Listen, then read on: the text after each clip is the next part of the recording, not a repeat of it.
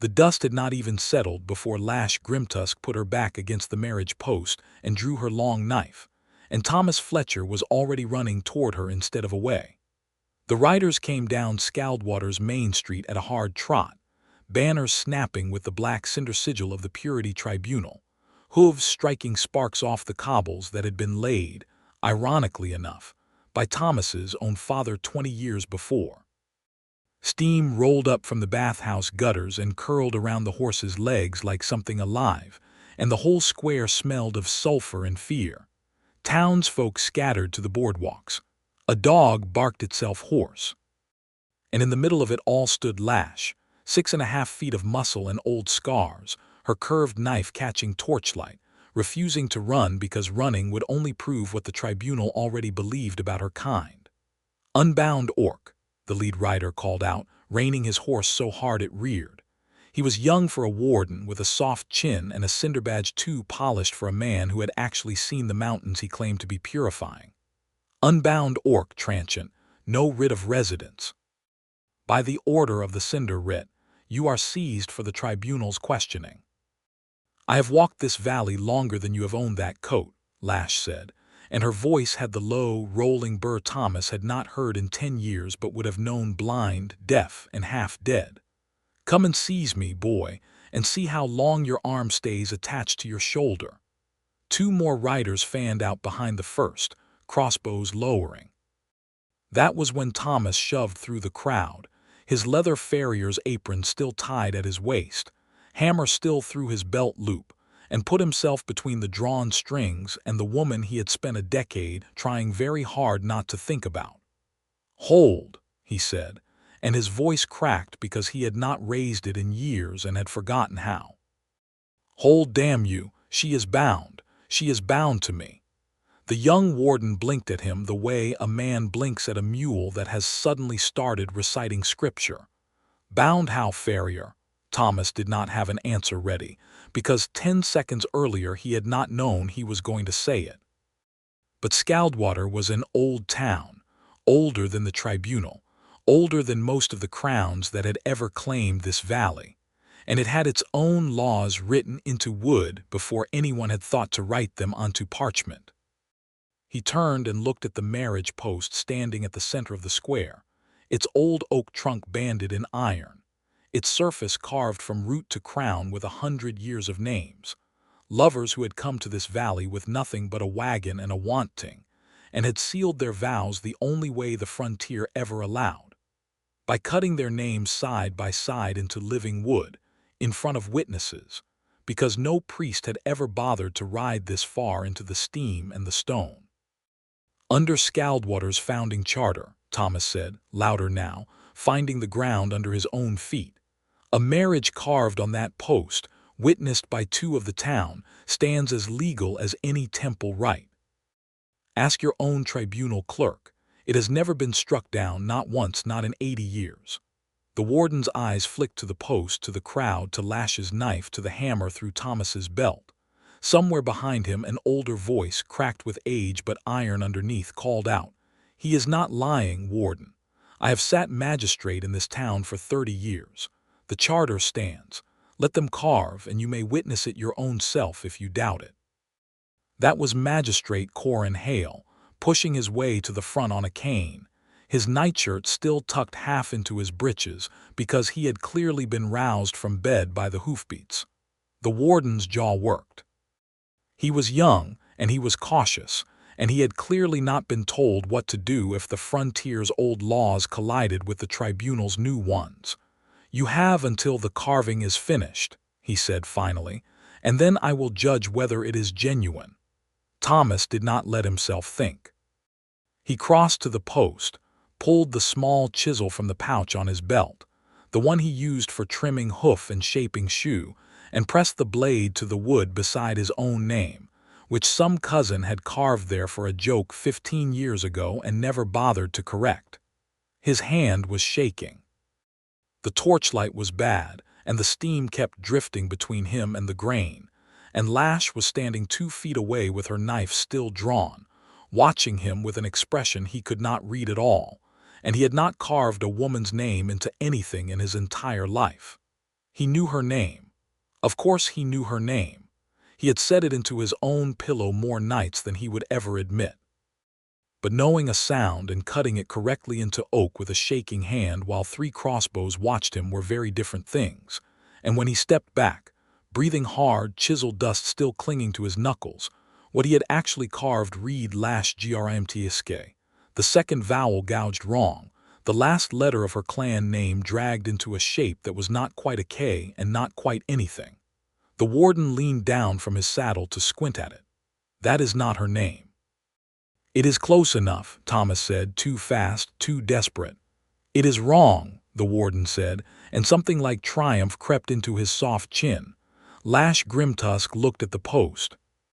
She looked at the crooked, botched, panicked letters of her own name cut into wood by a man who had once, 10 years ago, told her he would remember her forever, and then let her ride away without a single word to stop her. And something in her broad, tusked face cracked open, not with fury, but with something far more dangerous to a man's composure. It looked almost like tenderness. "It is my name," she said low, and reached out one broad hand to press flat against the wood, right over the ruined letters, right over his. "Wrong or right, it is mine, and he cut it there in front of the whole world to keep me from your chains. Call it invalid if you like, warden. Call this whole town liars. But you will do it with every soul in this square as witness that a tribunal boy could not tell a marriage vow from a mistake." The crowd, which had been silent, began to murmur, and the murmur was not on the warden's side. Magistrate Hale cleared his throat with the satisfaction of a man who had been waiting his whole career for a moment exactly like this one. "The charter says nothing of penmanship, warden. It says intent and witness and living wood. I have both, and so do you. I would ride back to your commander and let him decide whether he wants to be the man who overturned 80 years of frontier law over a crooked letter."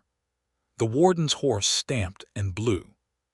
For a long moment nothing moved in the square except steam curling off the bathhouse roof, and the torches guttering in a breeze that smelled of sulfur and horse sweat, and underneath it all, something that Thomas would only later admit to himself smelled like relief. 7 days, the warden said at last, sitting back in his saddle, voice gone thin and cold to cover his retreat. "I will return in 7 days with the tribunal's own clerk, and if this marriage is found to be a farce, farrier, you will hang beside her instead of merely watching. 7 days. He wheeled his horse and rode out of the square the way he had come, his riders falling in behind him, and it was only once the last hoofbeat had faded into the hiss of the hot springs beyond the rooftops that Thomas Fletcher realized his hand was still pressed flat against the marriage post, and Lash Grimtusk's hand was still pressed over his, and neither one of them had let go. 10 years is a long time to hold a silence, and Thomas had held his about as well as a cracked bucket holds water.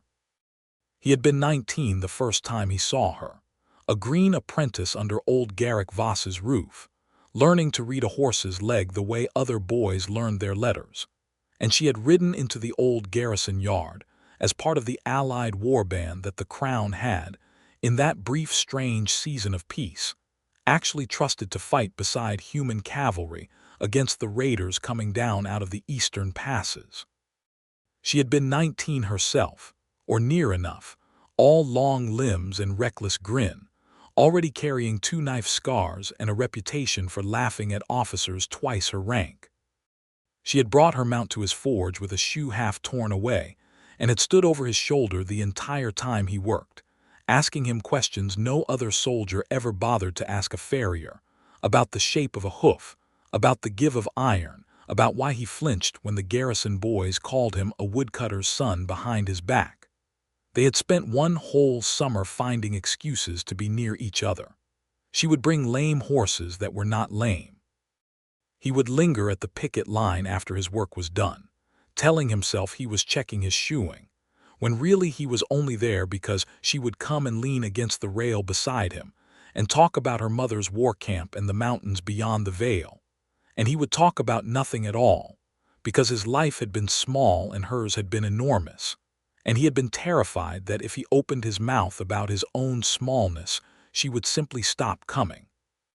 They had gone to the hot springs at the edge of the valley twice, at night, when no one else dared the walk, and they had sat on the warm stone with their boots off and their shoulders almost touching, and neither of them had ever, not once, closed that last handspan of distance.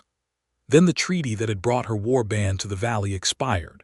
The Crown decided it no longer needed Orc allies now that the raiders were beaten back, and her mother's clan was recalled north before the first frost. She had come to find him at the forge the morning she left, and he remembered every word of it the way a man remembers the exact moment a bone breaks. "Come with the caravan a mile at least," she had said. "Walk with me that far." And he had stood there with a rasp still in his hand and said, "I cannot leave the forge, Lash. Garrick needs me. Someone has to shoe the garrison horses." It had not been a refusal of her. He had told himself that for 10 years.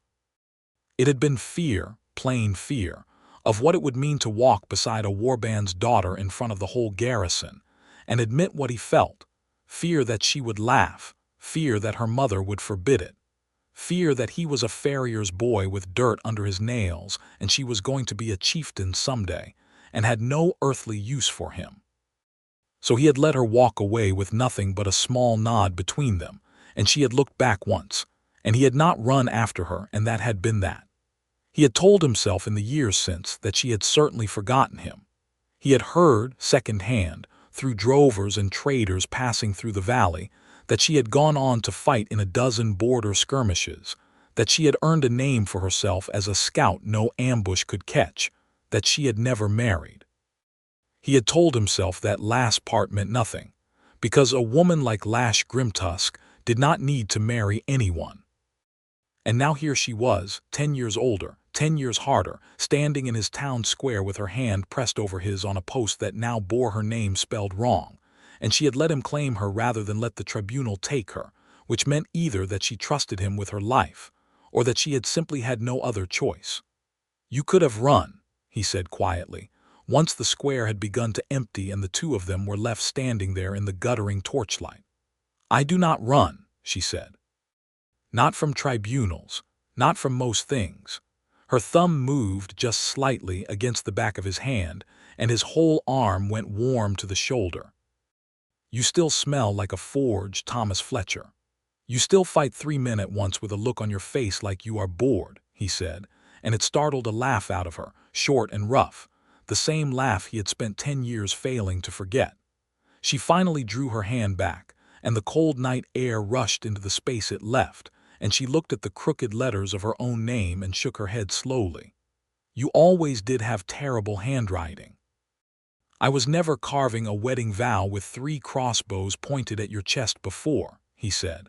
"No," she agreed, and something flickered behind her dark eyes, old and complicated. "Neither of us has ever done this before, it seems." Scaldwater sat in the belly of the smoking veil like something the mountain had cupped in its own hand, ringed by steaming fissures and hot pools that never froze even in the deepest snow, its rooftops silvered with mineral steam every morning until the sun burned it off by midday.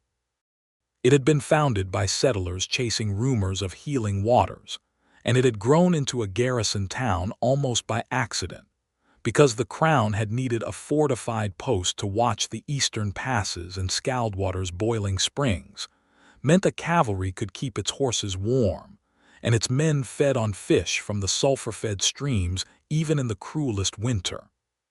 Thomas's forge stood at the edge of the garrison yard, close enough to the stables that he could hear every horse shift its weight at night, close enough to the town that he could hear the bathhouse bell ring the hours. He had inherited the anvil and the roof and precious little else from his father, who had died shoeing a spooked warhorse when Thomas was 14, and it had been Garrick Voss, the garrison's old quartermaster and Thomas's father's oldest friend, who had taken the boy on, taught him the trade, fed him through the lean years, stood in for the father he had lost. Thomas had never once had cause to doubt the old man, not in 15 years, which was precisely why what came later would cut so deep.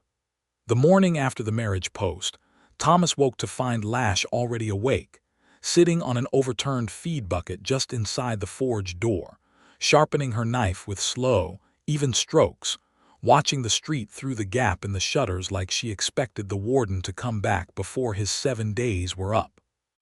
She wore the same travel leather she had ridden in on.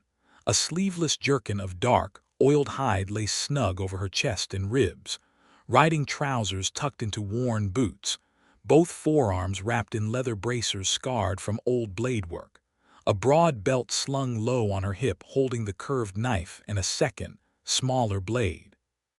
It fit her like it had been made for exactly the body she had now, not the girl's body he remembered, and Thomas found himself standing in his own doorway a moment too long before he managed to speak. "You did not have to sleep sitting up," he said. "There is a cot in the back room." "I do not sleep well in strange rooms," she said, not looking up. "I never have. Even less so now." "This town will not turn on you," he said, though he was not entirely certain it was true. "Towns turn on people like me the way weather turns," she said. "Not out of malice most times, just because the wind changes and no one thinks to ask the grass how it feels about it." She finally looked up at him and there was no self-pity in her face at all, only a tired, ancient wariness. "I have been run out of 4 towns in the last 2 years, Thomas. Not for anything I did. For what I am, in a season when what I am has become fashionable to fear." He crossed the forge and crouched down in front of her, close enough that he could smell leather and wood smoke and underneath it something warm that was simply her. "This one will not run you out. I will not let it. You are one farrier," she said, but her voice had gone soft, "against a tribunal with the crown's own seal." "I have been one farrier my whole life," he said. "It has not stopped me from getting things done yet." She studied him for a long moment, the knife stilled in her hand. And then, unexpectedly, she reached out and brushed one blunt, calloused finger along his jaw, tracing the line of a scar he had gotten as a boy from a kicking colt. "You have not changed," she said quietly. "Not the parts that matter." "Neither have you," he said, and his voice came out rougher than he intended. She withdrew her hand slowly, like it cost her something to do it, and went back to sharpening her knife, and neither of them said anything more. But the silence between them had changed shape entirely, and both of them knew it. Garrick Voss arrived at the forge just past mid-morning, walking with the particular hitch in his stride that 30 years of garrison work had left him, his gray beard braided in the old soldier's fashion, his eyes sharp despite the wrinkles crowding them. He had heard about the marriage post by the time the sun had cleared the ridge, because in a town like Scaldwater, news moved faster than the steam off the springs. "Married," he said, standing in the forge doorway, looking from Thomas to Lash and back again. "You have gone and married an orc off the road to save her from the tribunal, and you did not think to send word to the man who raised you." "There was no time to send word, Garrick," Thomas said. "There were crossbows in the square." Garrick's gaze slid to Lash, taking her in from boots to brow, and Thomas watched the old man's face carefully, because for one heartbeat something passed across it that Thomas could not name, gone too fast to read.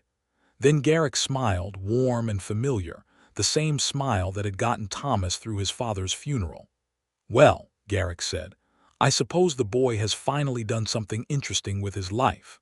Come here, girl, let me look at you properly." Any woman who can make this stone-faced fool stand between her and crossbows must be something worth knowing. Lash rose, unhurried, and Garrick extended a hand, and she took it, and the old man's grip lingered a moment longer than a simple handshake required, though Thomas, still giddy and terrified and half in love all over again, noticed nothing wrong in it at the time. He would remember that handshake much later, and hate himself for not seeing what was already there. 7 days, Garrick said, releasing her hand and turning serious. "That is what I heard. 7 days before the tribunal's clerk comes to judge whether the marriage is real." "That is what the warden said," Thomas confirmed. "Then we had best make certain it looks real," Garrick said, "and act real and be seen being real, because tribunal clerks are not fools, whatever else they are. They will ask the town. They will ask me. They will ask anyone who has known you your whole life, Thomas, whether they believe this marriage was made from love or made from panic." It does not matter which it was made from, Lash said, so long as it is real now. Garrick looked at her for a long moment, and again something unreadable crossed his weathered face, and then he laughed, clapping Thomas on the shoulder hard enough to stagger him. Spoken like a woman who knows her own mind. Good. The boy has needed someone who knows their own mind for a very long time. He has spent 10 years mooning over some lost love he never had the stones to name. If you want the truth of it, girl, so you had best be patient with him. Thomas felt his face go hot, and Lash's eyes cut to him, sharp and curious, and he wished very much that the forge floor would simply open and swallow him whole. Is that so? Lash said slowly. It is not so, Thomas said. Garrick exaggerates. The boy has slept in this forge alone for 10 years and never once brought a woman near it, Garrick said cheerfully, entirely too pleased with himself. And you want to tell me I exaggerate? Lash did not say anything to that, but the small, satisfied curve of her mouth told Thomas that she had understood exactly what Garrick meant her to understand, and that she was filing it away to use against him later, and he found, despite his mortification, that he did not entirely mind. The garrison stables sat behind a long paddock fence at the edge of town, close enough to the nearest hot spring that steam drifted across the yard most mornings. And it was there, 3 days into the tribunal's grace period, that Thomas got his first real proof of what Lash Grimtusk was capable of, and what the town's soldiers thought of her. A new warhorse had come in with the last cavalry rotation. A great raw-boned black gelding with a wild eye, and a habit of putting his ears flat and his teeth bare at anyone who came near his forequarters.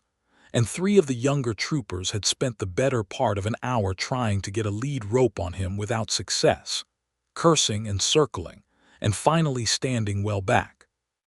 Red-faced and laughing at their own failure in the particular ugly way young men laugh when they are covering embarrassment with cruelty. Someone ought to just shoot the brute, one of them said, loud enough to carry. Save us the bother. Lash had come to walk with Thomas to the stables that morning, ostensibly to see his work, and she stood at the paddock rail watching the gelding pace and toss its head, and Thomas saw the exact moment something in her posture changed, settled, sharpened. "Give me the rope," she said. The trooper who held it laughed outright. "This is not a job for a woman, orc or otherwise." "Give her the rope," Thomas said, and something in his own voice surprised him, low and certain, and the trooper, more out of confusion than obedience, handed it over. Lash climbed the rail and dropped into the paddock without hurry, without any of the frantic scrambling the troopers had shown, and she did not approach the horse directly. She simply stood, loose and low, letting the animal see all of her at once, and she began to speak to it in a language Thomas did not know, low and rhythmic, more song than speech. The gelding's ears swiveled toward her, still wary but no longer flat.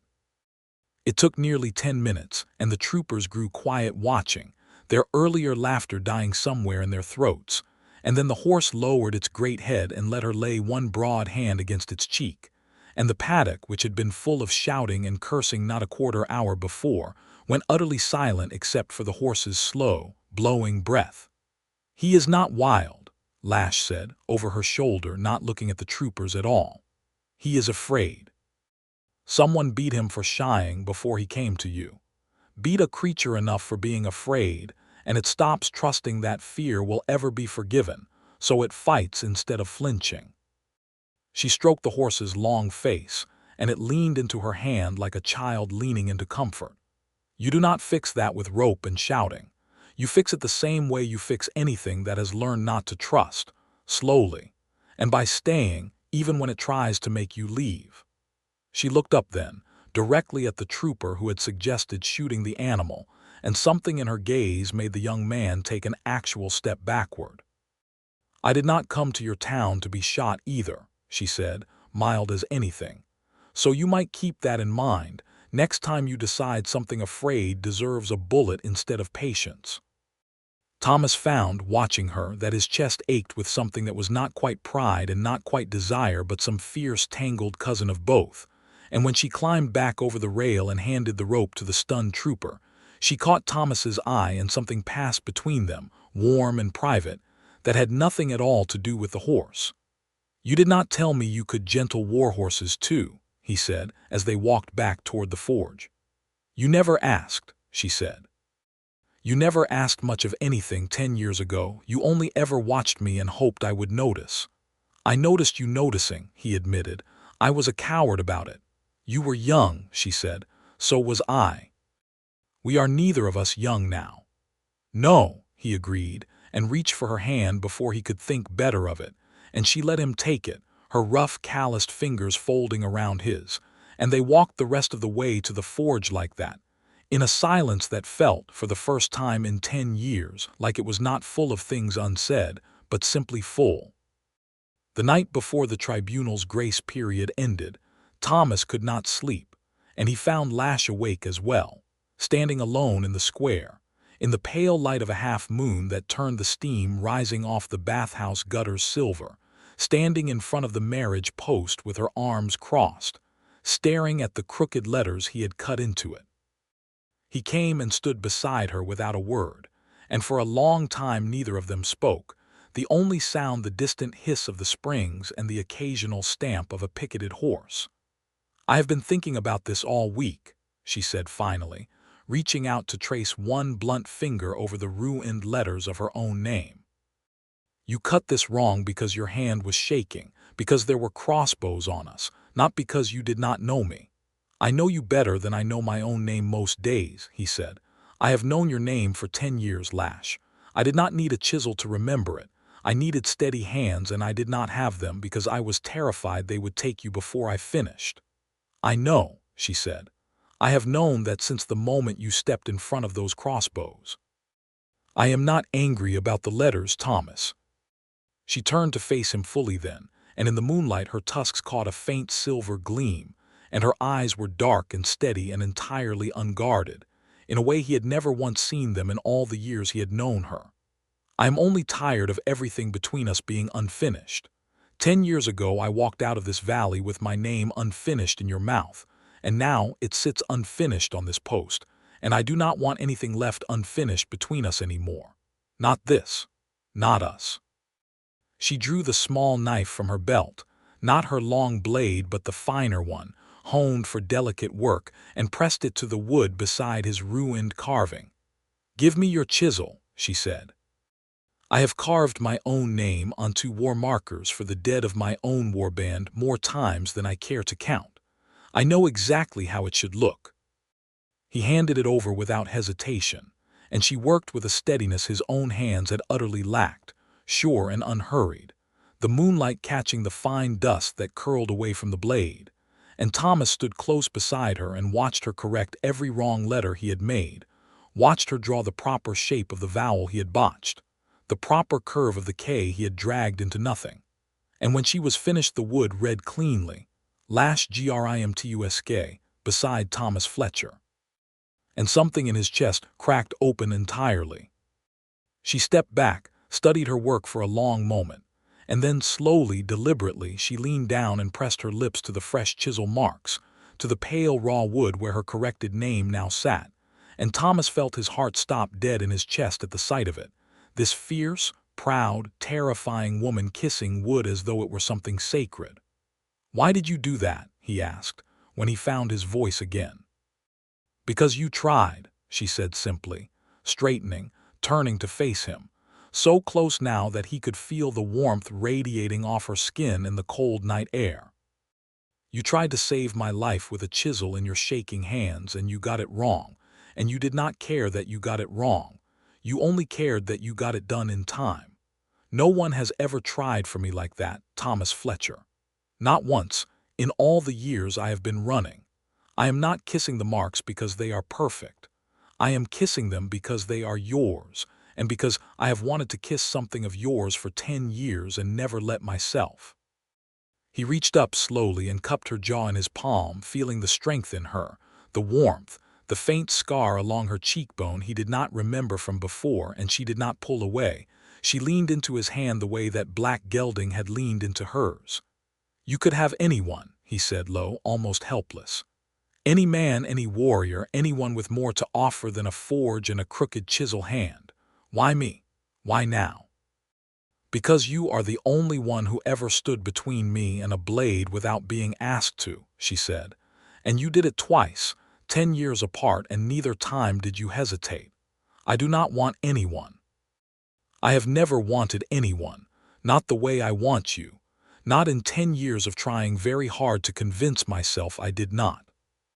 He kissed her then, finally, after 10 years of unfinished sentences and unclosed distances, and she met him with a fierceness that nearly buckled his knees, one broad hand fisting in the front of his shirt, pulling him closer, and he tasted salt and wood smoke and something that was simply, entirely her.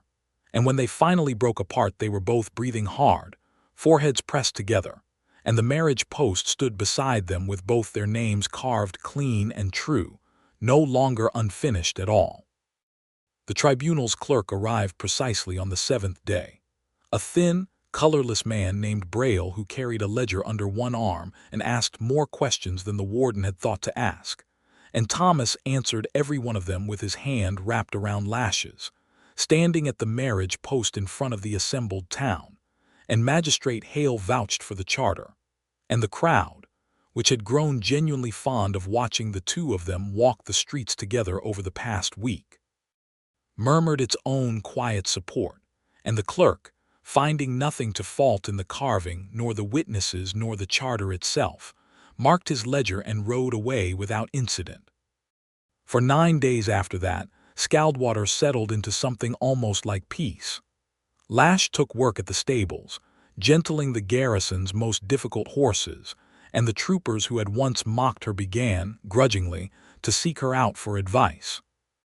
Thomas found his forge busier than it had been in years, as word spread that the farrier who had faced down a tribunal warden was a man worth doing business with, and in the evenings he and Lash would walk out past the edge of town to the hot springs, where the steam rose thick and warm against the cold mountain air, and they would sit with their boots off just as they had done 10 years before, except now her shoulder pressed fully against his, and now, when the silence stretched long and easy between them, he would lean over and kiss her temple or her jaw or the corner of her mouth, and she would laugh, low and warm, and pull him closer.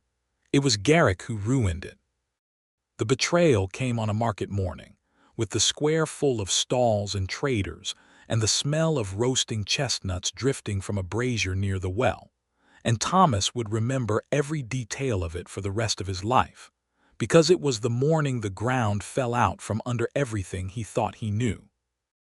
A new detachment of the Purity Tribunal rode into Scaldwater under a black and cinder banner, led not by the soft-chinned young warden, but by a hard-faced woman named Warden Corwin Ashe, who carried herself like someone who had never once in her life been told no, and had it stick. She dismounted in the middle of the market square, scattering chickens and children alike, and read from a sealed writ in a voice that carried to every corner of the crowd. By order of the Crown's Purity Tribunal, the marriage recorded upon this town's post between one Thomas Fletcher, citizen, and one Lash Grimtusk, unbound orc, is hereby declared fraudulent, on sworn testimony that the marriage was arranged under duress with no true prior bond between the parties, and further, on sworn testimony that the orc in question served as an enemy scout against Crown forces during the border conflict 11 years past, and is a known and confirmed threat to the safety of this valley. The crowd went utterly still. Thomas felt his stomach drop through the cobbles. "Who gives this testimony?" Magistrate Hale demanded, hobbling forward on his cane, his face gone pale and furious. "Show me the sworn witness, warden, or I will have this writ struck as invalid on its face." Warden Ashe turned and gestured, and from behind her line of mounted soldiers stepped Garrick Voss, dressed in his good coat, his gray beard neatly braided, holding himself with the particular stiff dignity of a man who has decided his own conscience matters more than any loyalty he once pretended to feel. "I give it," Garrick said, and his voice did not so much as tremble. Thomas felt the world tilt sideways. "Garrick," he said, and it came out as barely more than a breath. "Garrick, what are you doing?" "What I should have done 10 years ago, boy," Garrick said, not unkindly, which somehow made it so much worse. "I served in that border war too, Thomas, longer than you know, and I remember this orc's face from the enemy lines before the treaty ever brought her warband over to our side pretending friendship. I have known what she was for 10 years, and I said nothing, because I loved you like my own son, and I did not want to see you hurt. But this tribunal offers a bounty for confirmed testimony against unbound threats, and a pardon besides for any past complicity in hiding them. And I am an old man, Thomas, with nothing put by for my last years, and I will not apologize for choosing my own future over a girl I never trusted in the first place." The square erupted into noise, gasps and shouted questions, and someone's chestnut brazier tipping over unattended. And through all of it Lash Grimtusk stood absolutely still, her face gone hard and closed in a way Thomas had not seen since the very first night the tribunal rode into town. "You knew," she said quietly to Garrick, and her voice cut through the noise like a blade through cloth. "You knew what I was, and you smiled at me and shook my hand and called me worth knowing, and all the while you were only waiting for coin enough to make the betrayal worth your trouble." "I did not say I hated you, girl," Garrick said, and had the decency at least to look uncomfortable. "I said I did not trust you, and I do not, and I will not lie to a tribunal to protect a scout who fought against the crown, no matter how fond the boy has grown of you. Some debts are older than fondness." "Garrick," Thomas said again, and his voice broke entirely this time, "you raised me. You fed me when my father died. How do you sit there and call this justice?" "I call it survival," Garrick said, "as should you if you have any sense left in you. Let the tribunal take her, Thomas, and testify that you were deceived, and you will walk away from this with your neck intact and your forge unburned. That is the only mercy I can offer you now." Warden Ash did not wait for the rest of the argument to play out. She gestured sharply, and 2 of her soldiers moved forward with iron manacles, and the crowd surged back to give them room, and Thomas, without thinking, without weighing the cost, stepped in front of Lash for the second time in 2 weeks and put both hands flat against the nearest soldier's chest. "You will not chain her in my town," he said, "not while I am standing." "Then you will be chained beside her, farrier," Warden Ash said coldly, "as the writ already promised." "Then chain me," Thomas said, and his voice did not shake at all this time. It was Lash who moved next, and not to fight, though every line of her body screamed that fighting was exactly what she wanted to do. She stepped forward, past Thomas, and knelt deliberately in the dust of the market square in front of Warden Ash, her hands open and empty at her sides.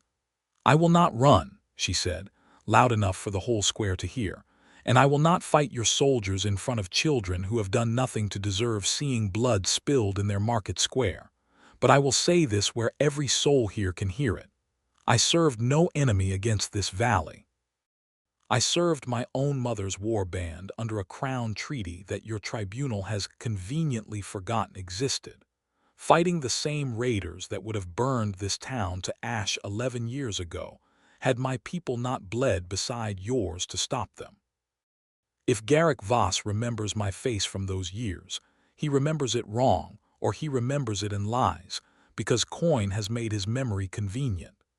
Garrick's face went a shade paler, but he said nothing. Magistrate Hale, watching all of this with his cane trembling in one fist, finally found his voice again, and it came out sharp and furious in a way none of the townsfolk had ever heard from the mild old man before. "Warden Ash, I have kept this town's records for 30 years, and I remember the treaty rolls of that border war better than any man living, because I copied half of them myself. If this orc's warband is named among the crown's allies in those rolls, your writ is built on nothing but an old man's grudge and a bounty he wants badly enough to lie for. I will not let you drag a citizen of this valley to a hanging post on testimony I can disprove with my own ledgers within the hour." "Then produce your ledgers, magistrate," Warden Ash said, "and I will wait exactly as long as it takes you to fetch them, and not one moment longer. It took the better part of that terrible, endless hour, the whole market square frozen in a strange, breathless standoff, soldiers with manacles still drawn, Lash still kneeling in the dust with her chin held high and her eyes fixed steadily on Thomas rather than on the blades around her. Thomas standing over her the entire time, refusing every order to step back, until finally Magistrate Hale returned, breathless, a thick leather-bound ledger under one arm, and flipped it open to a page yellowed with age. And there, in careful old script, was the treaty roll of the border war. And there, among the allied warbands listed by name, was Grimtusk, 3rd clan of the Eastern Ridge, allied under seal of the crown from the 5th year of the conflict until its end. Warden Ash read the page twice, her jaw tightening with each pass, and then she looked at Garrick Voss with an expression that promised he had made a very poor bargain indeed. "You told me this orc fought against the crown," she said. "I remembered wrong," Garrick said, too quickly, sweat beading at his hairline despite the cold. "You remembered wrong, or you lied for a bounty," Warden Ash said. "And either way you have wasted this tribunal's time and nearly caused me to hang a woman under a false writ, which is precisely the sort of error that gets wardens recalled and stripped of rank. I do not appreciate being made a fool in a market square, quartermaster." She turned to her soldiers and gestured them back, and the manacles were lowered, and a slow, disbelieving murmur of relief ran through the crowd. But Thomas found he could not feel relief yet, not fully, not with Garrick Voss still standing there, still refusing to meet his eyes. The man who had raised him revealed as someone who would have watched him hang beside the woman he loved for the price of a tribunal's coin. "Why," Thomas said, and it was barely a whisper, but the square had gone quiet enough that it carried. "Why, Garrick, I would have given you anything you needed. You only had to ask me." Garrick finally looked at him, and for one moment something like genuine shame flickered across the old man's face, gone as quickly as it came. "You would have given me what a farrier can afford, boy, which is little enough, and I am old, and I am tired of being little enough. I am sorry it cost you what it did. I am not sorry I tried." "Get out of my forge," Thomas said. "Get out of my town. If I see you within the garrison gates again, I will not stand in the way of whatever this warden decides to do about a man who lies to the crown's own tribunal." Warden Ash, to her credit, did not need the encouragement. She had her own soldiers escort Garrick Voss out of Scaldwater within the hour, stripped of his quartermaster's post, his name struck from the garrison rolls, and whatever became of him after that, Thomas never learned and never asked, because some doors, once a man walks through them toward betrayal, are not worth reopening. That night, Lash found Thomas sitting alone at his forge, the fire long since banked to embers, his hands hanging loose between his knees, staring at nothing.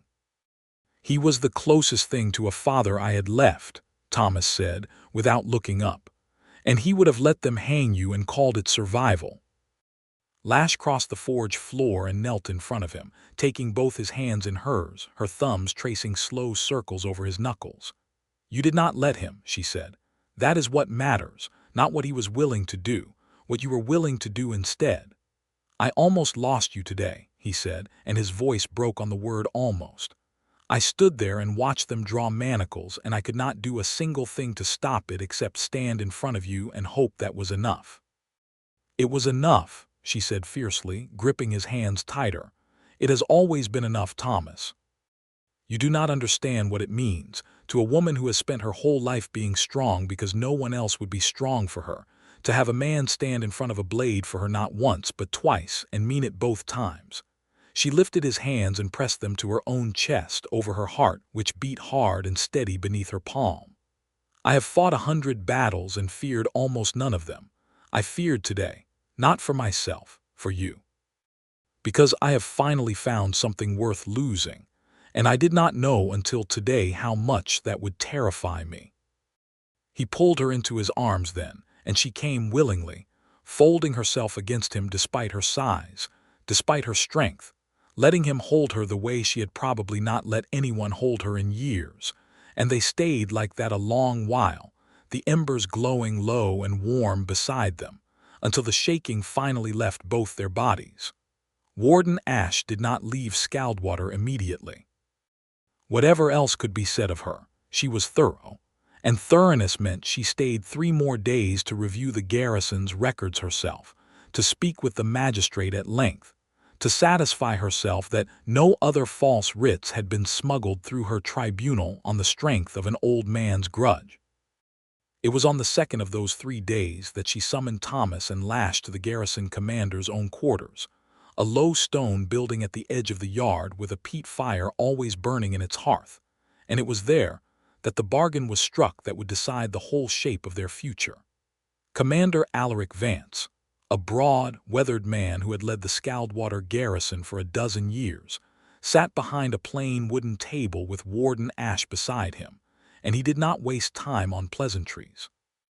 The tribunal's error nearly cost this garrison a farrier I have come to rely on for every shoe on every cavalry mount in this valley, Vance said, and it nearly cost the tribunal its own credibility in a town that has, until now, cooperated with the Crown's purges without complaint.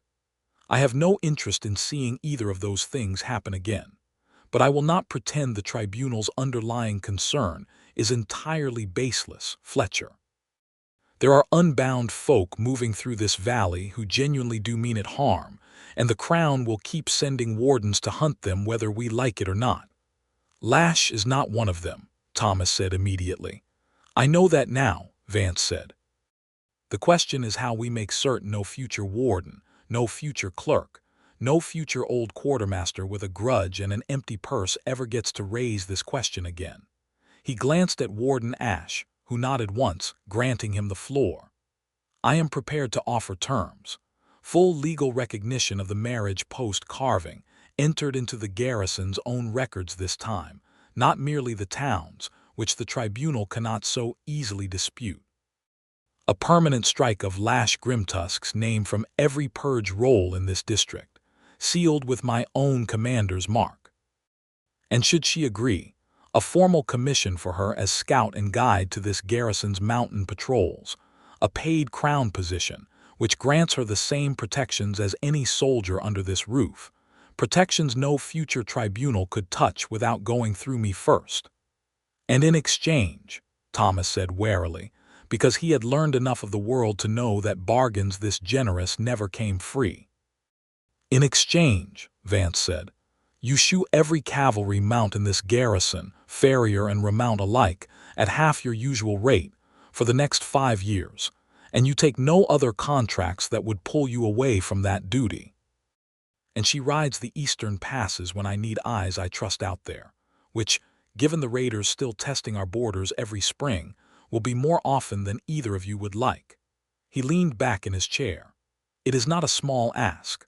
5 years is a long binding on both of you, but it is the only bargain I can offer that ties your futures to this valley so tightly that no tribunal, no warden, no grudge-bearing old quartermaster will ever be able to unpick it again.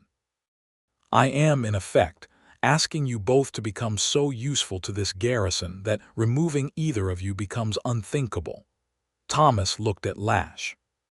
She was already looking at him, and something passed between them, quick and wordless, the same understanding that had passed between them at the marriage post 2 weeks before.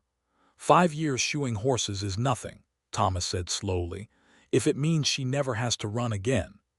5 years riding the passes is nothing, Lash said, at the same moment, if it means we never have to watch a crossbow lowered at his chest again. Vance almost smiled at that, the first real warmth Thomas had seen on the commander's face. Then we have a bargain. My clerk will draft the terms this afternoon.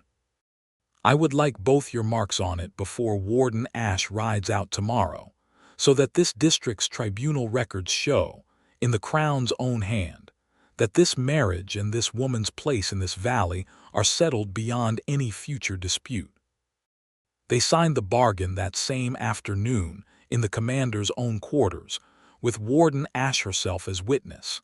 And when the warden finally rode out of Scaldwater the next morning, she paused her horse beside the marriage post in the square, looking at the cleanly carved names there, and said, to no one in particular, I have seen a great many marriages claim to escape a tribunal's net over the years. I have rarely seen one I believed as thoroughly as this. Then she was gone, and the 7 days and the near hanging and the ledger and the betrayal were, at last, truly behind them. That evening, Thomas and Lash walked out to the hot springs at the edge of the valley, the same pools they had visited twice as terrified, hopeful young people 10 years before. And this time there was no fear in the walk at all. Only the warm, steady contentment of two people who had finally, after everything, arrived at the same place at the same time and meant to stay there. Steam rose thick around the pools in the cooling evening air, silvering under the first stars, and Lash sat on the warm stone edge and drew her boots off exactly as she had a decade before, and Thomas sat beside her and did the same, and this time when the silence stretched between them, he did not let it stay empty. "I owe you 10 years of things I never said," he told her, watching the steam curl and vanish above the dark water. "Say them now," she said. "We have time." "I loved you the summer you rode into this valley," he said, "and I was too frightened of my own smallness to say it, and I let you walk away rather than risk hearing you laugh at me for saying it. I have regretted that every single day since. I do not intend to make that mistake twice in one lifetime." She turned to look at him fully, her dark eyes bright in the starlight, and reached up to trace the line of his jaw the way she had that first night in the forge. "I would not have laughed," she said softly. "I have wondered, every year since, what would have happened if you had simply asked me to stay. I told myself it did not matter, because I was a warband's daughter and you were a farrier's boy, and my mother would never have allowed it, and I had duties, and you had duties, and none of it would have worked regardless. I told myself that so many times I nearly believed it." She leaned closer until her forehead rested against his. "But I have spent 10 years comparing every man I have ever met to a boy who once looked at me like I was worth more than any warband, and none of them have ever measured up, Thomas. Not one."